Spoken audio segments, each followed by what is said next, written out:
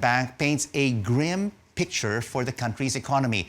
The regional lender forecasts it will shrink by 3.8% this year. But economic managers assure the public they are working with Congress on its recovery plan now that more industries have reopened in a bid to restart the economy. What lies ahead in the coming months? Let's find out from Jun Neri, lead economist of the Bank of the Philippine Islands. Jun, thank you so much for joining us. It's been 100 days since the imposition of these community quarantines. Has the Philippine economy hit already bottom? Are we about to turn the corner, or does it have more ways to go? Well, let me just talk about the bottom first, Rico. We saw the worst quarter in probably since the Second World War. No? So that meant consumption seeing the biggest slowdown, if in fact biggest contraction since the 1980s. We could beat that in the second quarter because of the lockdown. But we're hoping, Rico, that from where we are, we've already seen the bottom. This is assuming, of course, the wave of infections will not see a second major or third one down the road. If we can assure this and we can, the T3 that you showed earlier could be implemented efficiently, effectively, then we would have already seen the bottom, Rico. But Jun, I don't mean to be pessimistic. What if Metro Manila returns to the enhanced community quarantine? We're seeing this happening right now in Cebu City. What kind of impact will this have on the economy? Well, that will slow down the recovery significantly, Rico, if there is a need to carry out a severe lockdown. But I believe that we have already come up with new strategies to avoid complete regional lockdowns.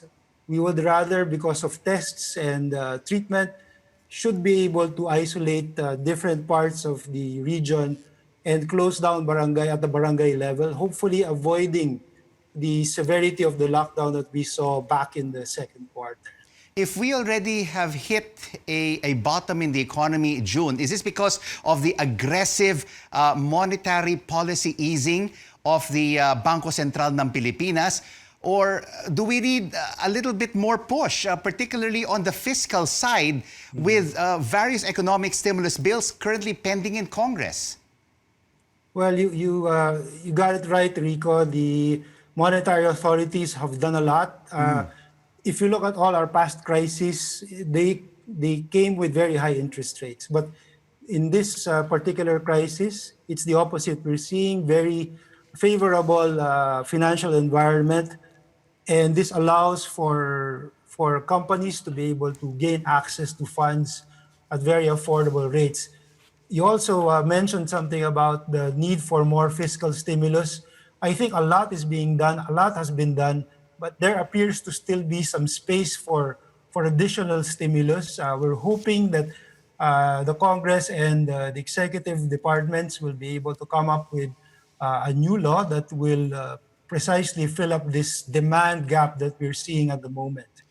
Because basically, if this more than 1 trillion peso stimulus package is passed, and even the reduction of the corporate income tax from 30 to 25%, June, Yes. this could really save a lot of small and medium-sized businesses and jobs. Yes, these are essential to keep the economy from sliding into a downward spiral, Rico. Again, just to distinguish it from reforms that will make the economy stronger in the long term, it's very crucial that we come up with very specific laws or specific stimulus efforts that will get the economy going after having practically ground to a halt during the second quarter. So what kind of recovery are you looking at in the second half of 2020 as we move on to 2021, June? Will it be a V, a U, or an L-shaped recovery?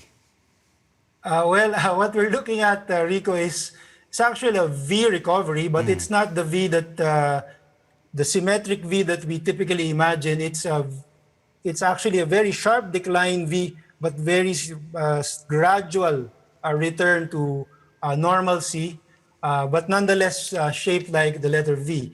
Again, this is assuming that there will be no new wave of infections and that the lockdowns will not be as severe as what we saw during March to May.